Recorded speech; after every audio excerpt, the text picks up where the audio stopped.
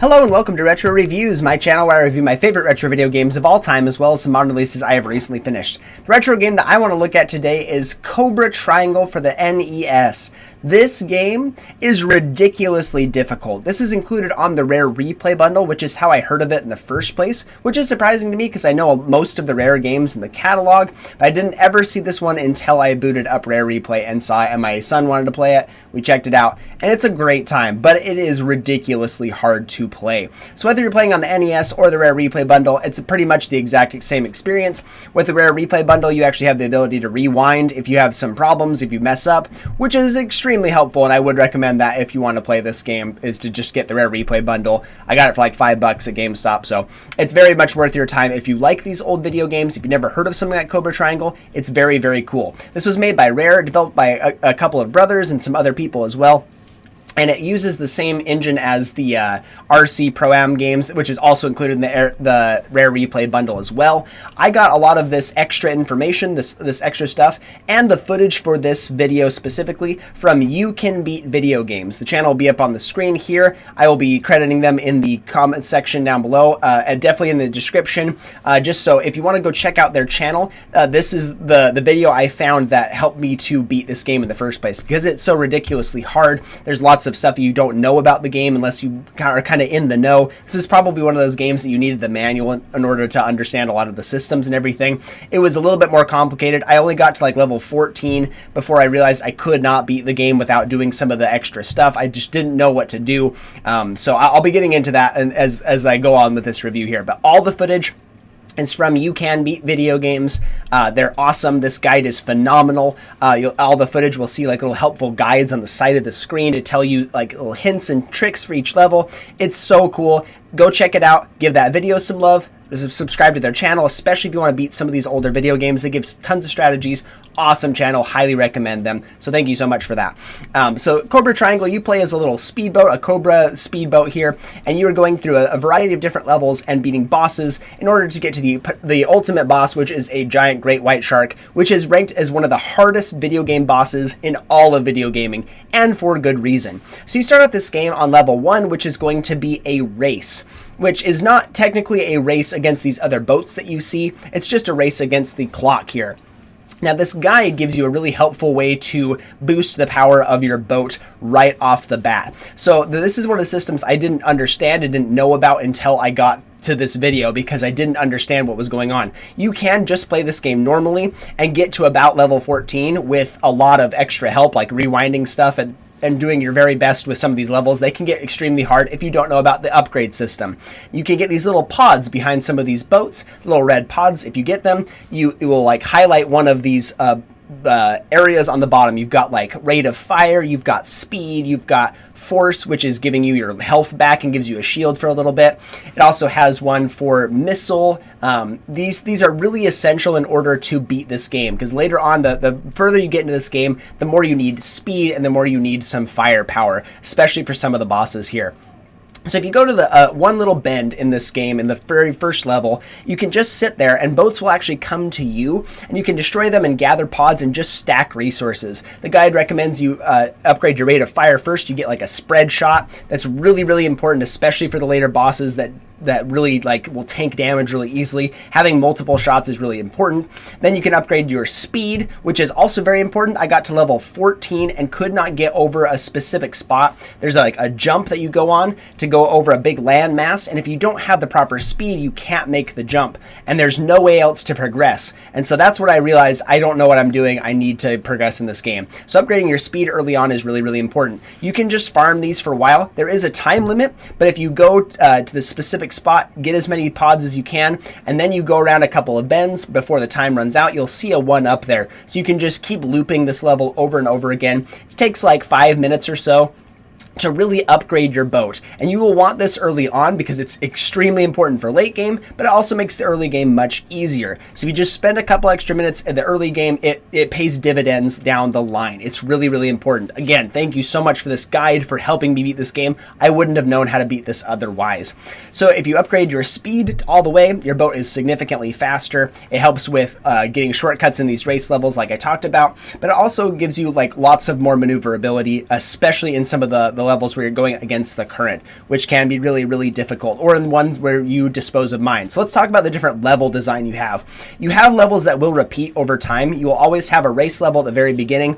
You have branching paths you can go. You can go left or right. At the end of this level, there's like a divergence, and that's only minorly important. If you go right or left, you'll still get the same sequence of levels for a little while. They'll just be mirrored from each other, so it doesn't really matter early on. But later on, when you get to, I think it's race 9, it's another, level 9, which is another race, you can go the opposite direction, and you'll get a slightly easier path going forward. I actually didn't stick around for this specific section of the video until I was doing some more research for it, for this video, getting some capture footage and everything.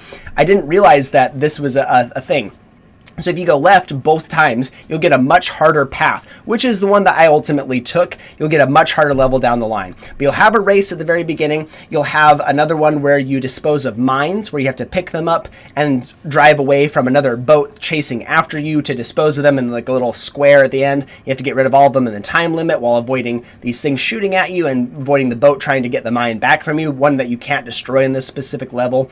You have other levels. I'm not going to talk about them in order because I don't remember them off the top of my head, but I'll show you the footage of each one. You have another level where you collect bonus pods. It's like you just go off ramps, you collect pods. It helps you level up your boat really early on. I believe that's the second level in the game, and then it's the disposal of the mines. You have another one where you are defending a group of people swimming in this little square, and boats are trying to grab them and cart them off. That can be really stressful, especially if you haven't upgraded your weapon early on. Like I said, if you upgrade your weapon, you'll get if you upgrade the missile section, you get homing missiles, which can be extremely good for stuff like this. And if you have the spread shot as well, you'll be able to take out as many enemies as possible, and you'll be able to defend them pretty easily. You have other ships during that level that will shoot like a missile at you that will stun you in place, so you can lose guys really easily that way. There's lots of ways to get 1-ups in this game as well. In that specific level, if you keep all of the people safe the entire round, you get a 1-up at the end of the level. You have a bonus stage that you can go on where you just shoot targets, and if you get every single target, you'll get a 1-up at the end of that level. You have other ones like the pod collecting level I talked about, where there's just 1-ups off of ramps that you can find. Stuff like that can be really imperative, especially for the late game, because you will likely lose lives as the game progresses. When you get to the harder versions of levels, when they get the second time you do a race, for instance, you're going around tighter bends, and there's really not much maneuverability. If you hit the wall, you take damage. You can take damage a lot faster in the later levels. There's lots of obstacles to avoid. It's really hard to maneuver in this game at certain points, so conserving your health is really important. You can also get the last one is called Force, like I talked about earlier. It gives you your full health back. Having that ready to go is so imperative for some of these later levels.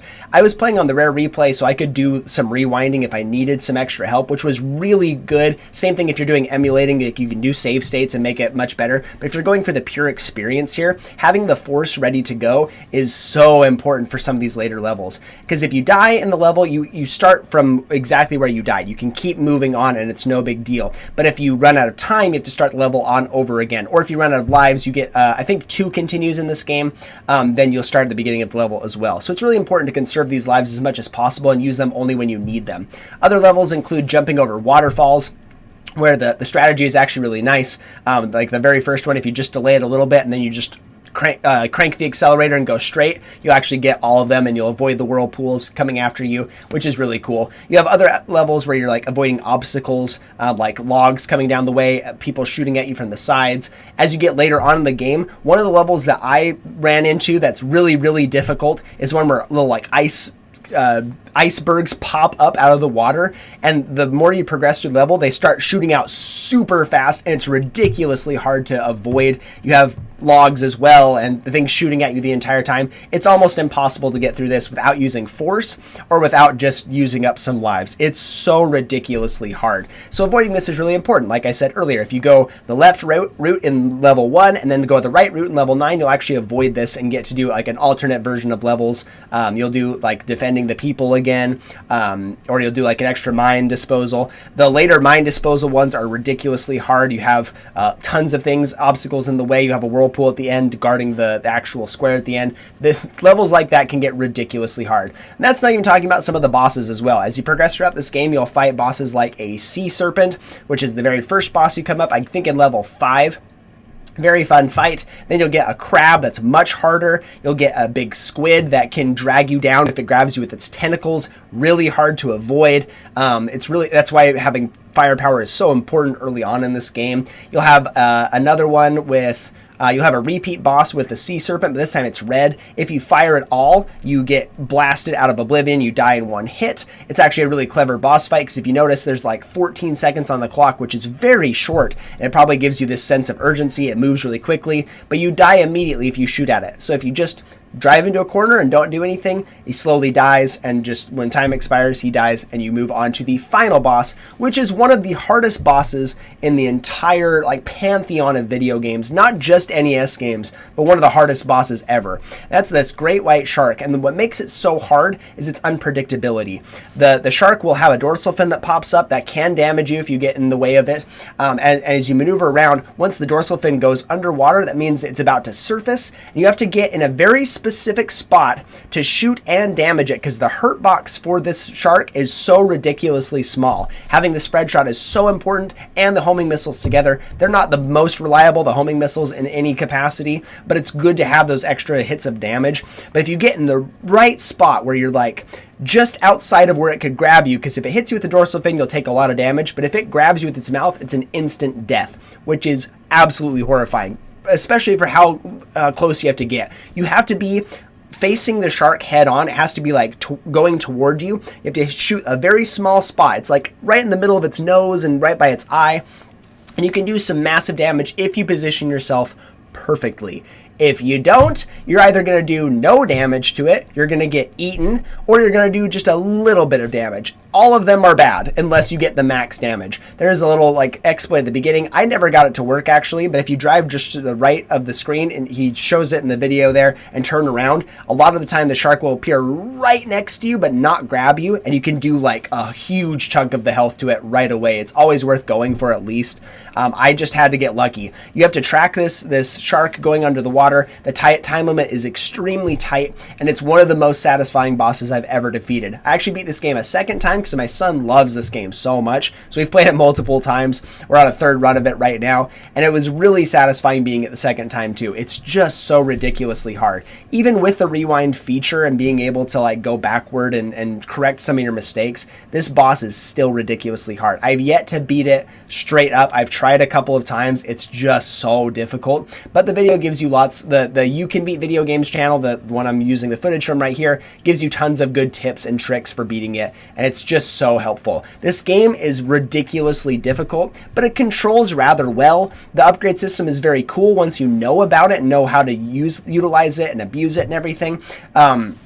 I really enjoy what this game is. Again, it's one of the most difficult games I've beaten, but if you have Rare Replay and you have a resource like this video, it becomes substantially easier to beat. I highly recommend this one. If you have Rare Replay and you haven't checked it out, this one is definitely worth your time. It's really brutally difficult from the NES era, but it's also a ton of fun and very rewarding when you do ultimately conquer this game. I definitely recommend it for people that love old hardcore video games. I think it's worth your time for sure. If not, and you can emulate it, absolutely go for that. If you happen to have an old cartridge, I would love to hear from you, because I've never heard of this game, and I know of most video games out there, especially most mainstream stuff like Rare games. I guess this one maybe wasn't as mainstream, but my brother and my brother-in-law didn't know about this game either when I told them I beat it. So I think this one's fairly niche. If you have a copy of it, I would love to know, because that would be really cool. I'd love to hear about it, because I don't know that many people that actually know about this game. I'm going to ultimately give this one in between a silver and a gold rank. I really enjoy this one. I think it's too artificially difficult in some spots. The iceberg level, while you can avoid it, if you do end up going against that one, it's ridiculously hard, almost impossible to conquer. The final boss is ridiculously hard, and some of the systems can be a little bit archaic if you don't know what you're doing, so just a lot of those things make it a little bit more cumbersome. But if you have a resource like this video from You Can Beat Video Games, or if you're watching this video and you have some knowledge on it, you can definitely have a much more fun experience. Beating it the second time was an absolute joy. I had a great time because I knew what I was doing. I had some more strategies going into it. I did a lot of the legwork for it myself. I mostly used the guide to help me like beat a couple of levels I couldn't figure out on my own, and then when I rewatched the entirety of the video, now I have some more knowledge on it and I'm sharing that with you. It is fun to figure out on your own. I really do enjoy this game. I do think it's worth your time. Not quite a gold on its own, not quite a silver. I don't think it's quite that bad. I think it's somewhere in between. So let me know in the comment section down below what you think. If you've ever played this game, I would love to hear it from you. Thank you so much for watching, and I'll see you on the next one.